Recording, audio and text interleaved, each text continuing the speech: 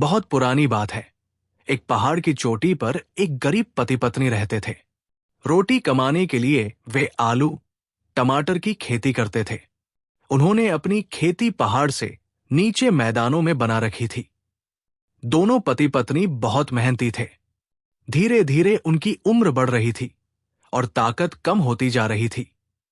वे दोनों संतान की बहुत इच्छा रखते थे। एक दिन दोनों आपस में बात कर रहे थे, कितना अच्छा होता अगर हमें भी एक बच्चा होता। जब हम बूढ़े हो जाते तो वो हमारे खेतों की रखवाली करता और राजा को लगान भी चुकाता। बुढ़ापे में वो हमें हर तरह से आराम देता और हम अपनी झुकी हुई कमर को कुछ देर आंगन में चूल्हे के पास आराम से बैठकर सीधा कर पाते।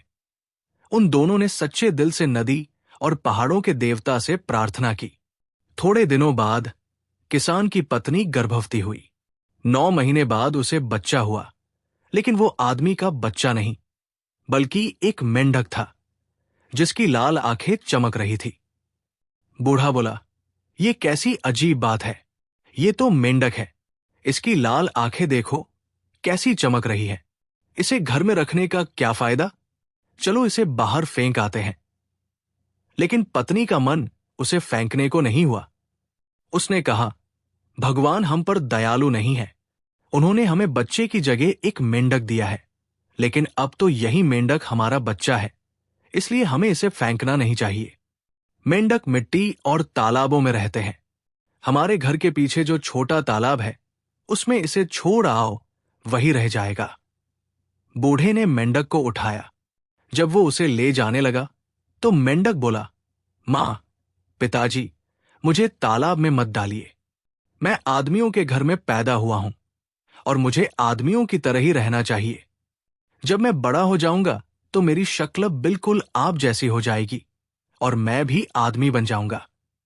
बूढ़ा हैरान हो गया। उसने अपनी पत्नी से कहा, यह कितनी अद्भुत बात है। ये तो बिल्कुल हमारी तरह बोलता है। लेकिन जो कुछ उसने कहा है वो हमारे लिए तो अच्छा ही है।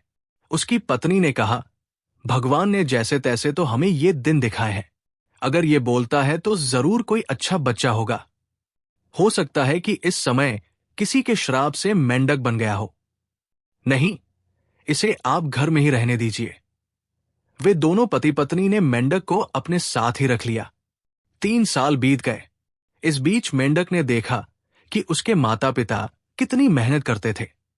एक दिन उसने अपनी बूढ़ी मां से कहा, मां, मेरे लिए आटे की एक रोटी बना दो। मैं कल राजा के पास जाऊंगा और उसके सुंदर महल में जाकर उससे मिलूंगा। उसकी 3 सुंदर बेटियां हैं।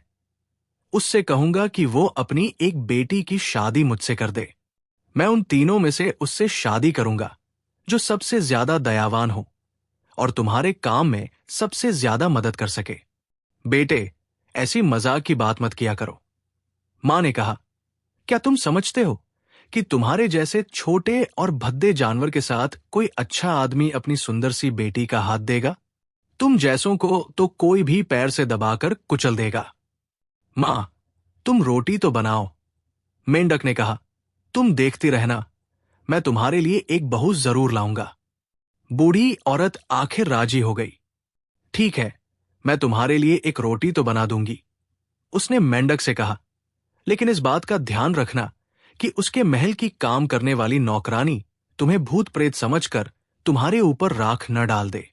मां, तुम बेफिक्र रहो, मेंढक ने जवाब दिया। उनकी तो अच्छे लोगों पर भी ये हिम्मत नहीं। अगले दिन बूढ़ी औरत ने एक बड़ी सी रोटी बना दी और उसे एक थैले में रख दिया। मेंढक ने थैला अपने कंधे पर लटकाया और कूदता हुआ घाटी के किनारे बसे राजा के महल की ओर चल दिया। जब वो महल के दरवाजे के पास पहुंचा तो उसने दरवाजा खटखटाया। महाराज, महाराज, दरवाजा खोलो। राजा ने किसी को दरवाजा खटखटाते सुना और अपने नौकर को बाहर देखने भेजा। नौकर हैरान होकर लौटा। उसने कहा, महाराज, बड़ी अजीब सी बात है।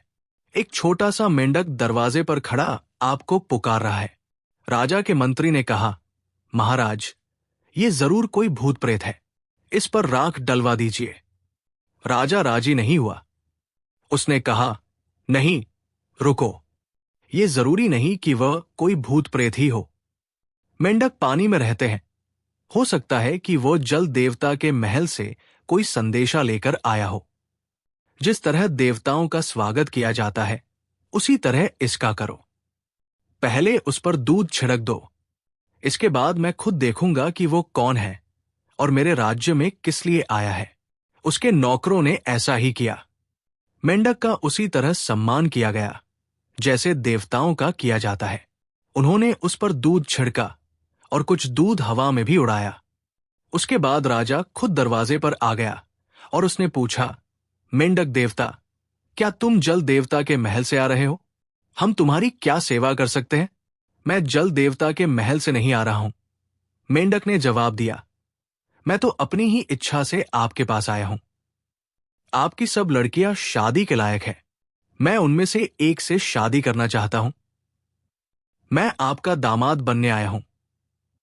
आप मुझे उनमें से किसी एक का हाथ दे दीजिए।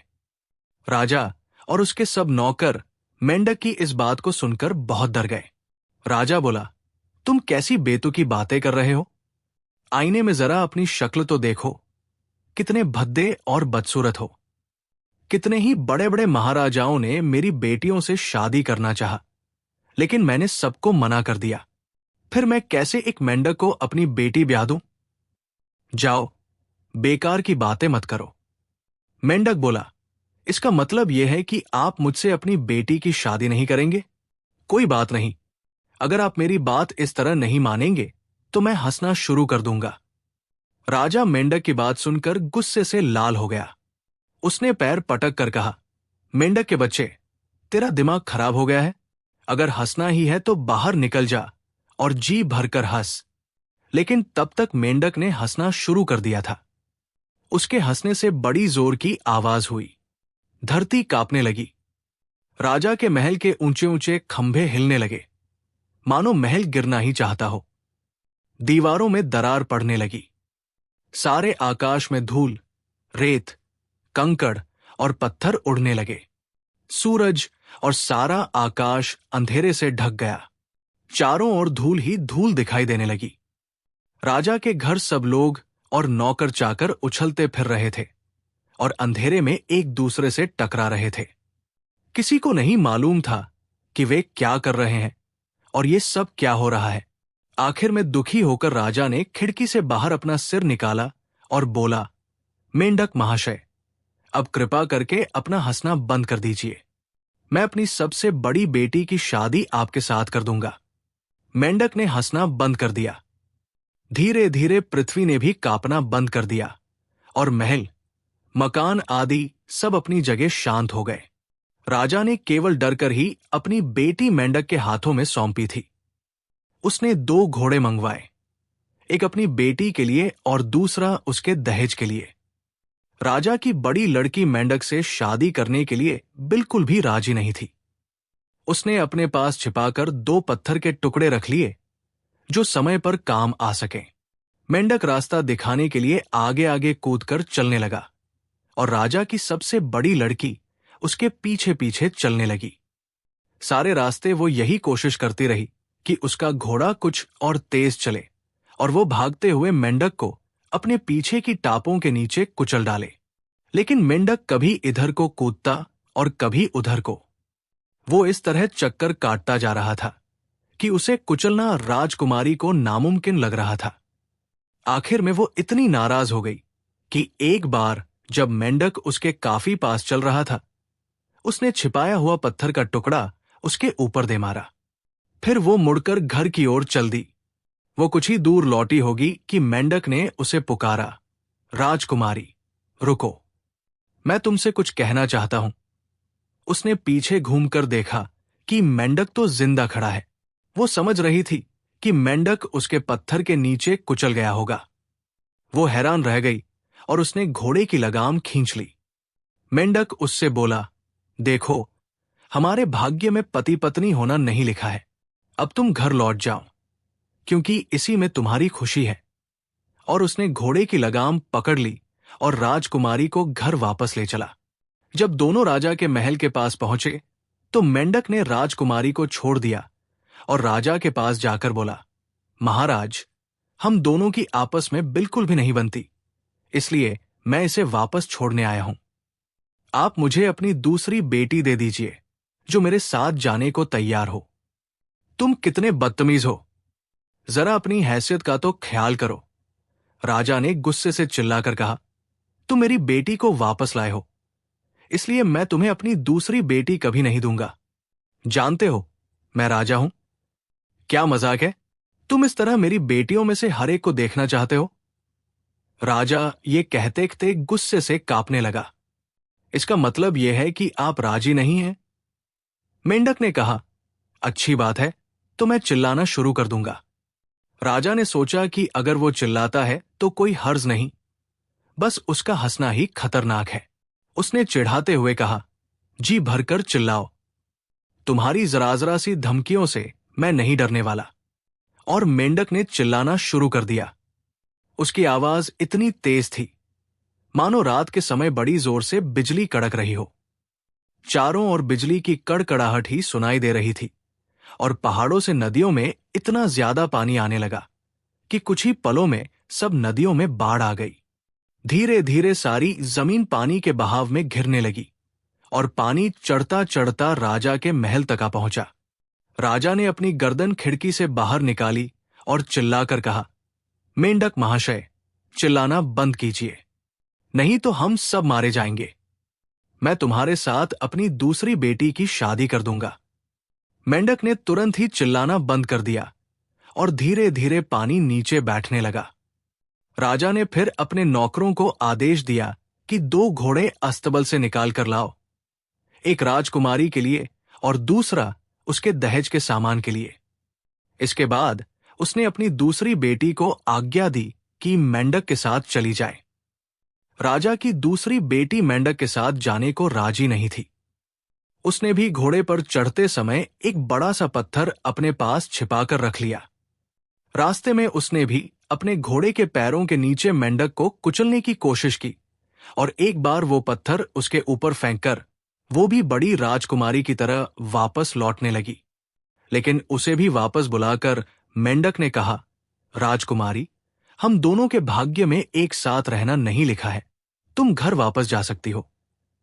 यह कहकर उसके घोड़े की लगाम हाथ में लेकर वो चल दिया। मेंढक ने राजा के हाथ में उसकी मझली बेटी का हाथ पकड़ा दिया और बोला कि अपनी सबसे छोटी बेटी की शादी मुझसे कर दो। इस बार तो राजा के गुस्से का ठिकाना ही न रहा। उसने कहा, तुमने मेरी सबसे बड़ी लड़की को लौटा दिया, और मैंने तुम पर दया करके अपनी मझली बेटी दे दी। अब तुमने उसे भी लौटा दिया और मेरी सबसे छोटी लड़की के साथ शादी करना चाहते हो। तुम बहुत बेहुदे हो। कोई भी राजा तुम्हारी इस बदतमीजी को बर्दाश्त नहीं कर सकता। तुम कानून के खिलाफ चल रहे हो। उसके गले में आखिरी शब्द अटक गए। एक छोटे से मेंढक ने उसे इस तरह नचा रखा था कि वो बहुत ज्यादा परेशान हो रहा था। मेंढक ने शांति से जवाब दिया, महाराज, आप इतना नाराज क्यों होते हैं? आपकी दोनों बेटियां मेरे साथ शादी करने के लिए राजी नहीं थी, इसलिए मैं उन्हें वापस ले आया। लेकिन आपकी तीसरी बेटी मुझसे शादी करना चाहती है, फिर आप क्यों नहीं राजी हो रहे? नहीं, कभी नहीं, राजा घृणा से चिल्लाया। कौन कहता है वो कभी राजी नहीं हो सकती? इस दुनिया में कोई भी लड़की एक मेंढक से शादी करने के लिए राजी नहीं हो सकती। मैं तुमसे आखिरी बार कह रहा हूं कि अब तुम अपनी राह देखो। इसका मतलब यह है कि आप अपनी बेटी की शादी मुझसे नहीं करेंगे। मेंढक ने कहा, अच्छी बात है, तो मैं कूदना शुरू कर दूंगा। राजा वैसे मेंढक की बात से डर तो गया था, लेकिन उसने गुस्से में ही जवाब दिया, तुम उछलो, कूदो, फुदको, जो जी में आए सो करो, जी भरकर करो। मैं तुम्हारी जरा सी बातों से डरने लगा तो मैं राजा किस बात का? और मेंढक ने कूदना शुरू कर दिया।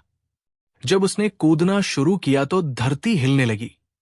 ऐसा लग रहा था मानो धरती एक पत्थर हो जो किसी तालाब में लहरों के बीच जा फंसी हो। पहाड़ इतनी जोर जोर से हिलने लगे कि उनमें आपस में ही टक्कर होने लगी।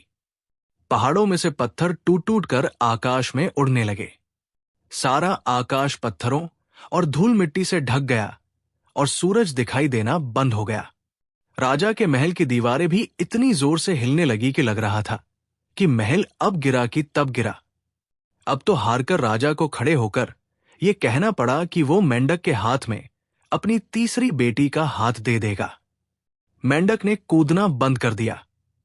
पहाड़ और पृथ्वी अपनी अपनी जगह पर शांत होकर ठहर गए। राजा की तीसरी बेटी अपनी अन्य बहनों की तरह नहीं थी। उसके दिल में दया बहुत थी। उसने सोचा कि यह मेंढक कोई साधारण मेंढक नहीं है, बल्कि काफी चतुर लगता है। वो मेंढक के साथ जाने को राजी हो गई। मेंढक उसे घर ले गया। जब मेंढक की मां दरवाजे पर उन्हें लेने आई तो उसे हैरानी का ठिकाना न रहा। उसने सोचा कि मेरा भद्दा और छोटा सा बेटा कितनी सुंदर बहू ले आया है। लड़की बहुत काम करने वाली थी और रोज अपनी सास के साथ खेत पर काम करने जाती थी। बूढ़ी औरत उससे बहुत प्यार करती थी। लड़की भी अपनी सास की बहुत इज्जत किया करती थी। दोनों बहुत सुखी थे। पतझड़ का मौसम आया। उन गांवों में हर साल घोड़ों की एक बहुत बड़ी दौड़ हुआ करती थी। सैकड़ों गांवों से गरीब और अमीर लोग अपने अपने तंबू लेकर घुड़दौड़ में आया करते थे और अपने साथ खेतों से नया उगा हुआ अनाज भी लाया करते थे। देवताओं को मानने के लिए वे लोग उन छोटे छोटे पौधों को आग में जलाया करते थे और नाचते गाते शराब पीते हुए घोड़ों की दौड़ किया करते थे। आमतौर पर वहां लड़के लड़कियां अपने प्रेमी प्रेमिका ढूंढने आया करते थे। इस बार मेंढक की मां की भी इच्छा थी कि मेंढक भी साथ में जाए, लेकिन उसने अपनी मां से कहा, मां, रास्ते में बहुत से पहाड़ और नदी नाले पार करने पड़ते हैं, तुम ही चली जाओ, मैं कहां कहां जाऊंगा। और मेंढक घर पर ही रह गया। घर के और सब लोग घुड़दौड़ में चल गए। घुड़दौड़ का मेला 7 दिन तक लगा रहता था। आखिरी 3 दिनों में घुड़दौड़ हुआ करती थी। रोज जो भी आदमी जीत जाता उसकी बड़ी इज्जत होती और लोग उसे अपने यहां बुलाकर दावत दिया करते। घुड़दौड़ के तीसरे दिन जब आखिरी दौड़ शुरू होने ही वाली थी, एक नौजवान हरे रंग की पोशाक पहने हुए अपने घोड़े पर सवार होकर वहां आया।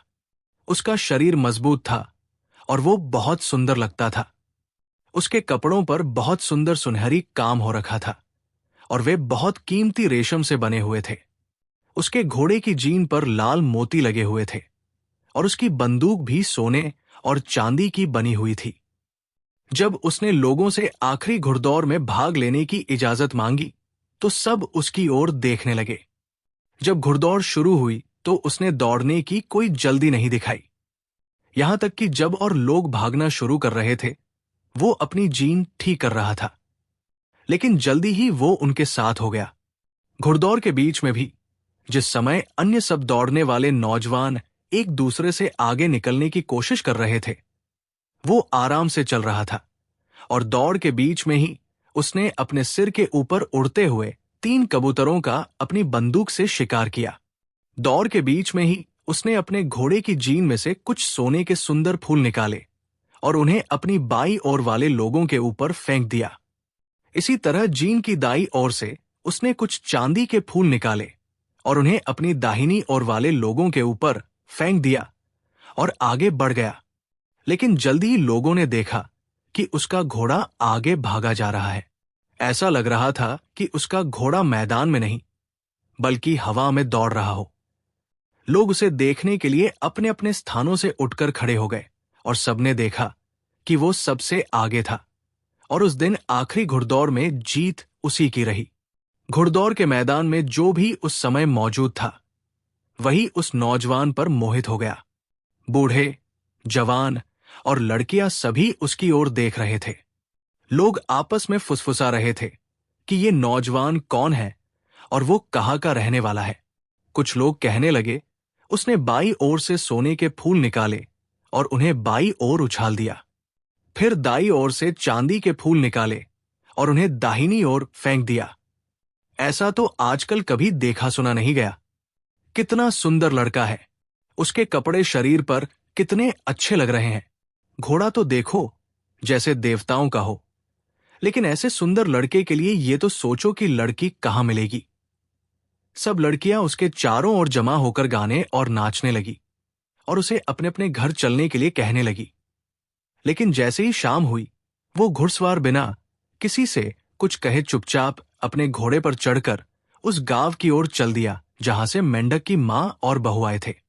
सब लोग वहां खड़े खड़े उसके हरे घोड़े को देखते रहे और उसके चले जाने के बाद उसके पैरों से उड़ती हुई धूल को देखने लगे। मेंढक की पत्नी सोचती रही कि वो घुड़सवार कहाँ से आया था और कहाँ चला गया। वो खुद भी उसकी सुंदरता पर मोहित थी। वो खुद भी उसका नाम जानना चाहती थी कि दिन छिपने ही वो इतनी जल्दी क्यों चला गया। वो सोचने लगी कि शायद घुड़सवार बहुत दूर रहता हो। घर लौटते समय वो भी अन्य औरतों की तरह उसी घुड़सवार के बारे में सोचती रही। मेंढक उन लोगों को दरवाजे पर खड़ा मिला। उन्होंने जैसे ही घुड़दौड़ की बातें सुनानी शुरू की, वो आगे आगे सब बताने लगा। उन लोगों को ये सब सुनकर बड़ा अचरज हुआ कि मेंढक सब बातें पहले से ही जानता है और उस सुंदर घुड़सवार की भी बातें जानता है जिसने आज घुड़दौड़ जीती थी।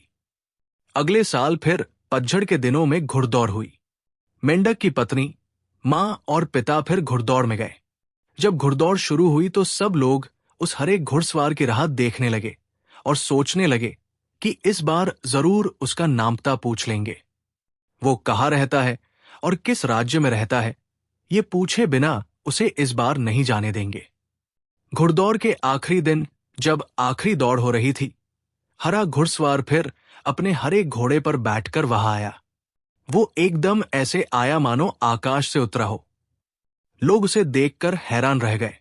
इस बार भी उसके पास अपनी वही सोने चांदी वाली बंदूक थी, लेकिन इस बार उसके शरीर पर पिछली बार से भी ज्यादा सुंदर और कीमती कपड़े थे। जब अन्य सब घुड़सवारों ने अपनी दौड़ शुरू कर दी तो उसने आराम से बैठकर चाय पी और पीकर तेजी से उठा। और इस बार भी पिछले साल की तरह उसने 3 कबूतर अपनी बंदूक से दौड़ते दौड़ते ही मार डाले। जिस समय वो लोगों के सामने से गुजर रहा था, उसने अपने घोड़े की बाई ओर वाली जीन में से सोने के कुछ फूल निकाले और उन्हें अपनी बाई ओर वाले लोगों पर उछाल दिया। फिर उसने दाई ओर से चांदी के कुछ फूल निकाले और उन्हें अपनी दाहिनी ओर वाले लोगों पर बिखेर दिया। इसके बाद वो बहुत तेजी से आगे की ओर बढ़ा और लोगों को ऐसा लगा मानो वो हरे बादल की सवारी कर रहा हो। बस हरे भरे मैदान में एक हरा बादल उड़ता हुआ नजर आ रहा था और इस बार लोगों ने फिर देखा कि वो घुड़दौड़ में जीत गया था। लड़कियों ने इस बार फिर उसके सामने अपना नाच और गाना रखा और उसे अपने घर चलने के लिए कहने लगी। लेकिन दिन छिपने ही उसने फिर बिना किसी से कहे अपने घोड़े को भगाया और मैदान से भाग लिया। जब मेंढक की पत्नी और मां घर आई तो उन्हें यह देखकर बड़ा अचरज हुआ कि इस बार फिर मेंढक को सब बातें मालूम थी। इस बार लड़की के दिमाग में उथल पुथल हुई कि जब वो दौड़ में जाता नहीं है तो उसे सब बातें मालूम कैसे हो जाती हैं। उस घुड़सवार को दिन छिपने से पहले ही क्यों जाना पड़ता है? वो हमारे घर की तरफ ही क्यों जाता है? क्या इस दुनिया में सचमुच ही ऐसा कोई घुड़सवार हो सकता है? फिर मेंढक को उसके बारे में सब बातें कैसे मालूम चल जाती हैं? यही सब बातें उसके दिमाग में घूमती रही।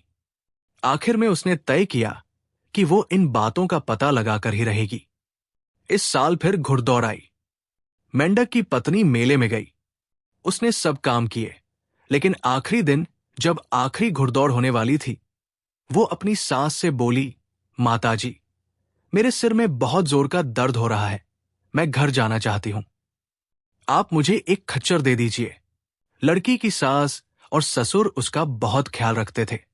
उन्होंने उसे खच्चर दे दिया और कहा कि वो घर चली जाए। जब वो अपने सास ससुर की आंखों से ओझल हो गई तो उसने खच्चर को तेजी से घर की ओर दौड़ाया। जब वो घर पहुंची तो उसने सबसे पहला काम जो किया वो था मेंढक को ढूंढने का, लेकिन उसे मेंढक कहीं भी दिखाई न दिया। तभी उसे एक कोने में मेंढक की खाल पड़ी दिखाई दी जो उसके पति की ही थी। उसने उसे उठा लिया और उसकी आंखों से खुशी के आंसू बहने लगे। उसने सोचा कि मैं कितनी भाग्यशाली हूं। मेरा पति कितना सुंदर है और कितनी अच्छी घुड़सवारी करता है। मैं तो उसके बिल्कुल लायक नहीं हूं। आज मुझे कितनी खुशी है। वो बार बार अपने आंसू रोकने की कोशिश करती, लेकिन आंसू थे कि रुक ही नहीं रहे थे। वो बार बार मेंढक की खाल को देख रही थी और सोच रही थी कि उसके पति को इतनी गंदी खाल नहीं पहननी चाहिए। वो इतने भद्दे रूप में क्यों रहता है? क्या वो उसके लायक नहीं है? उसे उस खाल से इतनी ज्यादा घृणा हो गई कि उसने उसे जला देने का तय किया। वो सोच रही थी कि जब मेंढक यहां आएगा तो इसी बदसूरत रूप में बदल जाएगा, इसलिए उसने उसे जला दिया। जब उसने खाल जलाई तो सूरज डूब रहा था। तभी अचानक वो नौजवान अपने हरे घोड़े पर सवार बादलों की तरह उड़ता हुआ वहां आया। जब उसने अपनी पत्नी को खाल जलाते देखा तो उसका रंग डर के मारे पीला पड़ गया और उसने तुरंत घोड़े से उतरकर खाल को आग में जलने से बचा लेना चाहा, लेकिन उसे बहुत देर हो गई थी। मेंढक की केवल एक टांग ही बची थी। उसने एक ठंडी सांस ली और घर के सामने पड़े एक बड़े पत्थर पर जाकर गिर पड़ा। लड़की ये देखकर बहुत डर गई और उसकी सहायता करने के लिए दौड़ी। तुम इतने अच्छे आदमी हो और इतनी बढ़िया घुड़सवारी करते हो, तुम फिर मेंढक क्यों बने रहना चाहते हो? और सब लड़कियों के पति तुम्हारी तरह के आदमी हैं। फिर मेरा ही भाग्य क्यों खराब हो? क्या तुम नहीं सोचते कि ये मुझे कितना बुरा लगता है? लड़के ने जवाब दिया, तुम बहुत ज्यादा जल्दी कर दी थी। जो कुछ भी तुमने किया है वो बहुत जल्दी कर डाला। अभी उसे करने के लिए हमें कुछ दिन रुकना था। अब मैं जिंदा नहीं रह सकता और लोग पृथ्वी पर खुश नहीं रह सकते। क्या मैंने कुछ गलत काम कर डाला? लड़की ने पूछा। बोलो, अब मुझे क्या करना चाहिए? इसमें तुम्हारी गलती नहीं है, मेरा ही दोष है। मैं बहुत ज्यादा लापरवाह हो गया था। यही वजह थी कि मैं घुड़दौड़ में जा पहुंचा। मैं लोगों को अपनी ताकत दिखाना चाहता था, लेकिन अब न तो हम लोग और न ही दुनिया के लोग सुखी रह सकते हैं। मैं कोई साधारण आदमी नहीं हूं, बल्कि धरती माता का बेटा हूं। अगर मैं और ज्यादा मजबूत हो गया होता तो मैं लोगों की मदद करने के लिए खड़ा हो सकता था। मैं ऐसी दुनिया के सपने देखा करता था जिसमें अमीर लोग गरीबों का खून चूसना बंद कर दें और जिसमें अफसर लोग अपने से नीचे के आदमियों को दबाया ना करें। मैं चाहता हूं कि सब लोगों के पास राजधानी में जाने के लिए साधन हो और सब लोग आपस में मिलजुल कर अपनी भेड़ों और बकरियों का व्यापार कर सकें। लेकिन अभी मैं इतना बड़ा नहीं हुआ था और मेरी ताकतें भी अभी बहुत कम थी। अभी तक मुझ में इतनी ताकत नहीं पैदा हुई थी कि मैं रात की ठंड को बिना अपनी मेंढक की खाल के सह सकूं। इसलिए दिन निकलते ही मैं मर जाऊंगा। जब मैं धीरे धीरे इतना बड़ा हो जाता कि लोगों की इतनी सेवा कर सकता तो मेरे शरीर पर इतनी ताकत पैदा हो जाती कि मैं बिना मेंढक की खाल के रह सकता था। लेकिन अभी ये बहुत जल्दी है। तुमने ये क्या कर डाला? अब मैं यहां पृथ्वी पर नहीं रुक सकता। आज ही रात को मैं अपनी मां के पास लौट जाऊंगा। जब लड़की ने ये सुना तो उसकी आंखों से आंसू बहने लगे। उसने नौजवान के कमजोर शरीर को अपनी बाहों में संभाल लिया और बोली, तुम नहीं मर सकते। मुझे विश्वास नहीं होता कि तुम मर जाओगे। नहीं, नहीं, मैं तुम्हें मरने नहीं दूंगी। लड़की दुख से इतनी बुरी तरह चिल्लाने लगी कि नौजवान ने उसका हाथ अपने कमजोर हाथों में लेकर कहा, प्रिय, तुम इतना दुखी मत हो। अगर तुम वास्तव में ये चाहती हो कि मैं जिंदा रहूं तो अब भी तुम कुछ कर सकती हो। उसने पश्चिम की ओर इशारा किया, लेकिन ये सब केवल भगवान की इच्छा और उनकी इजाजत से ही किया जा सकता है। मेरा घोड़ा ले लो, अभी भी समय है, क्योंकि मेरा घोड़ा हवा की तरह भागता है। वो तुम्हें पश्चिम दिशा की ओर ले जाएगा, जहां लाल लाल बादलों के बीच एक बहुत बड़ा महल है। वहां जाकर भगवान से प्रार्थना करना, कहना कि लोगों की भलाई के लिए वो इन 3 बातों को पूरा कर दे। उनसे कहना कि ये सब दिन निकलने से पहले ही कर दें। देखो, अच्छी तरह याद कर लो। पहली बात यह है कि लोग गरीब और अमीर न कहलाए, सबके पास बराबर धन हो। दूसरी ये कि अफसर और सरकारी आदमी जैसे राजा आदि जनता को न दबाएं। और तीसरे ये कि हमारे पास नगरों तक जाने के लिए सड़कें हों और हम वहां जाकर व्यापार कर सकें। अगर भगवान तुम्हारी इन बातों को मान जाते हैं तो हम सब सुख से रह सकेंगे और मुझ में इतनी ताकत हो जाएगी कि मैं रात को भी बिना मेंढक की खाल के रह सकूंगा। लड़की तुरंत घोड़े पर सवार होकर वहां से चल दी। घोड़ा उसे लेकर हवा में उड़ रहा था। हवा उसे छूकर भागी जा रही थी और वो बादलों के बीच में होती हुई पश्चिम दिशा की ओर उड़ रही थी। आखिर में वो उस महल के सामने आई जो सूरज की तरह लाल लाल चमक रहा था। वो अंदर गई और उसने भगवान से अपनी प्रार्थनाएं कहीं। भगवान उसकी बातों की सच्चाई और उसके दुख को देखकर पिघल गए और उन्होंने उसकी बातें मान ली। भगवान उससे बोले, तुम्हारी बातों में सच्चाई है, इसलिए मैं तुम्हारी सब बातें मान लूंगा। लेकिन दिन निकलने से पहले तुम्हें जाकर ये खबर सब घरों में पहुंचा देनी होगी। तुम्हारी प्रार्थनाएं तभी पूरी हो सकेंगी यदि सब लोग इस बात को दिन निकलने से पहले सुन ले।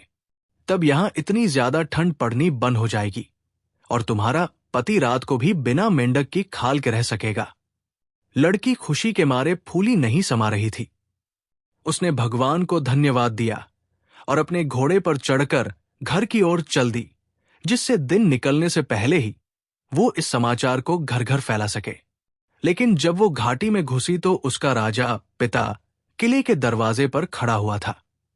जब उसने अपनी बेटी को आते देखा तो वो बोला, क्यों बेटी, तुम इतनी देर गए यहां क्यों आए हो? उसने कहा, पिताजी, भगवान ने मुझे एक बहुत ही आश्चर्यजनक वरदान दिया है। अब मैं उसे सबको बताने जा रही हूं। जल्दी कहाँ की है? राजा बोला, जरा मुझे तो बताओ भगवान ने तुम्हें क्या क्या वरदान दिए हैं। पिताजी, मैं 1 मिनट के लिए भी नहीं रुक सकती। मेरे पास इतना समय नहीं है। मैं आपको फिर बता दूंगी। लड़की बोली, ये नहीं हो सकता। मैं राजा हूं और तुम्हें सबसे पहले मुझे ही बताना पड़ेगा। और उसने आगे बढ़कर घोड़े की लगाम पकड़ ली। लड़की जानती थी कि उसका पिता इस तरह नहीं मानेगा, लेकिन वो उससे जल्द छुटकारा पाना चाहती थी, इसलिए उसने सब कुछ सच सच बता दिया। वो बोली, भगवान ने मुझसे 3 वादे किए हैं। पहला तो ये कि गरीब और अमीर में कोई भेद नहीं रहेगा। राजा ने अपना सिर खुजलाया। वो बोला, अगर गरीब और अमीर में कोई भेद नहीं रहेगा तो मेरी इज्जत कौन करेगा और तुम्हारी बहनों के लिए दहेज का पैसा कहां से आएगा? ये कहकर उसने घोड़े की लगाम को और भी कसकर पकड़ लिया। दूसरी बात यह है कि सरकारी अफसर आम जनता को नहीं सताएंगे। ये क्या मूर्खता है? फिर हमारा काम कौन करेगा? हमारी भेड़ बकरी कौन चलाएगा? हमारे खेत कौन जोतेगा? उसने बड़े ही बेमन से कहा और पूछा कि तीसरा वचन क्या है। और तीसरी बात यह है कि यहां से नगरों तक कोई रास्ता बन जाए और हम लोग वहां पर व्यापार कर सकें। पिताजी, जब ये सब बातें हो जाएंगी तो यहां की ठंड बिल्कुल खत्म हो जाएगी और यहां काफी गर्मी पड़ने लगेगी। उसके बाद लेकिन राजा ने बीच में ही टोक कर कहा, ये सब बेकार की बातें हैं। ऐसा कभी नहीं हो सकता। हमारा काम अब बिल्कुल ठीक तरह से चल रहा है। हमें शहर जाने की क्या जरूरत है? ये कभी भी भगवान के आदेश नहीं हो सकते। मुझे इनमें से किसी भी बात पर विश्वास नहीं है। मैं तुम्हें इनमें से एक भी शब्द लोगों को नहीं बताने दूंगा। पिताजी, मैं अब यहां एक क्षण भी नहीं ठहर सकती। लड़की ने चिल्लाकर कहा, मुझे आप तुरंत जाने दीजिए। उसने भागने की कोशिश की, लेकिन उसके पिता ने घोड़े की लगाम नहीं छोड़ी। बेचारी लड़की बहुत ज्यादा दुखी हो रही थी और उधर उसका पिता उससे सवाल जवाब करने पर तुला हुआ था। तभी मुर्गा बोला। लड़की तेजी से कूदी और घोड़े को छुड़ाना चाहा, लेकिन राजा अभी भी उसे कसकर पकड़े हुए था। वो जोर से चिल्लाया, क्या तुम्हारा दिमाग खराब हो गया है? क्या तुम चाहती हो कि तुम्हारी बहनों की शादी में मैं दहेज न दूं? क्या तुम अपने पिता की बेइज्जती करना चाहती हो? क्या तुम चाहती हो कि मैं घर का सब काम अपने हाथ से किया करूं? हमारी भेड़ बकरियां कौन चराएगा? हमारे खेत कौन जोतेगा? क्या तुम्हारा दिमाग खराब हो गया है? लड़की की समझ में नहीं आ रहा था कि क्या किया जाए। मुर्गा दूसरी बार फिर बोला और इधर उसका पिता उसे छोड़ने का नाम ही नहीं ले रहा था। आखिर में निराश होकर उसने अपने घोड़े को बड़े जोर से कोड़ा लगाया। घोड़े ने राजा को एक ओर फेंक दिया और हवा से बातें करने लगा। लड़की अभी पहले मकान पर ही पहुंच पाई थी कि मुर्गा तीसरी बार फिर बोला। पौ फटने लगी थी और अब तक कुछ ही घरों में वो अपनी बात कह पाई थी। लड़की का दिल बैठने लगा। पौ फट गई थी और उसका काम अभी आधा भी नहीं हुआ था।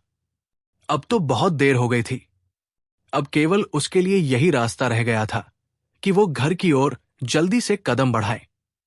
उसने देखा कि उसके ससुर उसके पति के पास खड़े हुए रो रहे हैं और उसकी सास मरे हुए की आत्मा को शांति देने के लिए भगवान से प्रार्थना कर रही है। सब बेकार हो गया था। वो अपने पति के शव पर गिर पड़ी और अपने पिता को कोसती हुई जोर जोर से रोने लगी।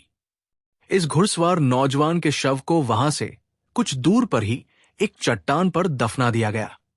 रोज शाम को जाकर वो लड़की उसकी कब्र के पास रोती। आखिर में एक दिन वो खुद भी पत्थर में बदल गई। उस दिन के बाद लोगों को उसका रोना सुनाई देना बंद हो गया। आज भी उस कब्र के पास वो पत्थर की लड़की बनी हुई है। बहुत दूर से देखने पर ही आपको मालूम चल जाएगा कि वो कोई लड़की है जिसके बाल बिखरे हुए हैं और वो भगवान से प्रार्थना कर रही है। वो अपने पति की कब्र के पास सदा से इसी प्रकार प्रार्थना करती रही है और सदा इसी प्रकार प्रार्थना करती रहेगी। कहानी को अंत तक सुनने के लिए बहुत धन्यवाद।